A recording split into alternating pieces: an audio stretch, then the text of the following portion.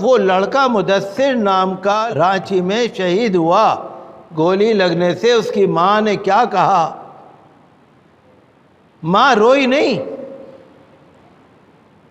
ہر ماں کے لیے یہ نصیحت ہے، ہر باپ کے لیے نصیحت ہے۔ تو توہین رسول صلی اللہ علیہ وسلم کا واقعہ جو یہاں پیش آیا تھا، اور آپ نے دیکھا پچھلے جمعے کو، اس سے پچھلے جمعے کو کچھ لوگوں نے آواز بلند کی، اور یہ بلند کیا کہ بھئی جو قصوروار ہیں ان کو سزا ملنی چاہیے۔ لیکن ہوا یہ کہ جو پرامن طور سے جو رسول کی آواز اٹھانے والے ہیں، پرامن، شانتی پوروک، قانون کے دائرے میں، آئین کے دائرے میں، کسی پر حملہ نہیں کر رہے، اپنے نبی کا نام بلند کر رہے، اسلام کا نام بلند کر رہے ہیں، کسی کو مار نہیں رہے۔ شرارتی لوگوں نے اس سے فائدہ اٹھایا اور امن کے پروٹیسٹ کو فساد میں بدل دیا۔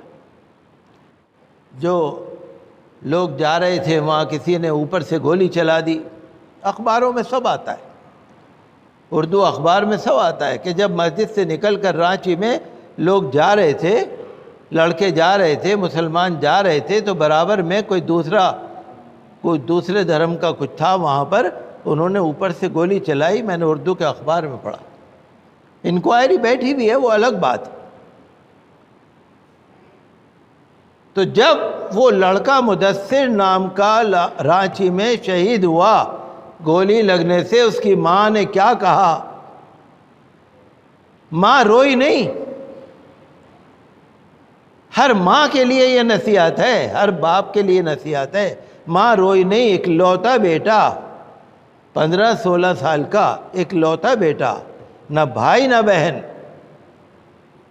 اس نے جذبات میں آ کے کہا اسلام زندہ باد، اسلام زندہ باد، اسلام زندہ ہے، اسلام زندہ رہے گا۔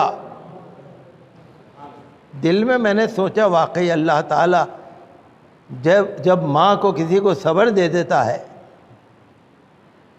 اور اس کو اجر ملتا ہے، یقیناً اس شہید کے ساتھ یہ ماں بھی جنت میں جائے گی۔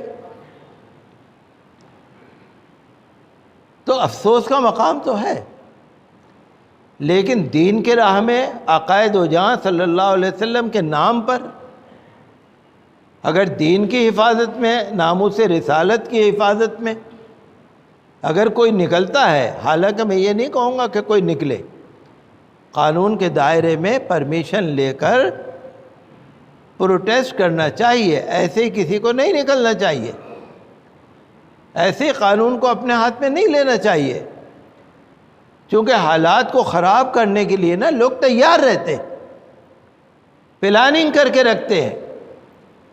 مسلمان کبھی بھی جھگڑا لڑائی کرنا نہیں چاہتے، حملہ کرنا نہیں چاہتے، لیکن دوسرے لوگ ان کو پھنسا دیتے۔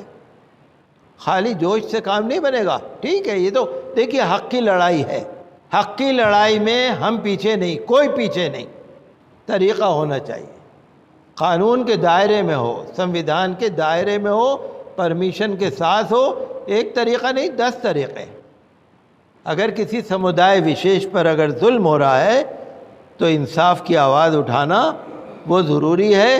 سب سے پہلے اللہ تعالیٰ کی مدد، سب سے پہلے تہجد میں نماز پڑھیے، تسبیح پڑھیے، 5 وقت کی جماعت سے نماز پڑھیے، اللہ تعالیٰ سے دعا کیجیے، سب سے پہلے اللہ کی مدد اور پھر بندوں کی مدد۔ جو لوگ مسلمانوں پر جھوٹے جھوٹے کیس لگا رہے ہیں، ہمیں اس کا بڑا دکھ ہے، ہم اس کی شدید مذمت کرتے ہیں، اور میں آپ سے پھر یہی کہوں گا کہ جوش کے ساتھ ہوش ہونا چاہیے، اور اپنا کوئی بھی کام ایسا نہ کریں جس کو لوگ غلط طریقے سے ہمارے خلاف کر دیں۔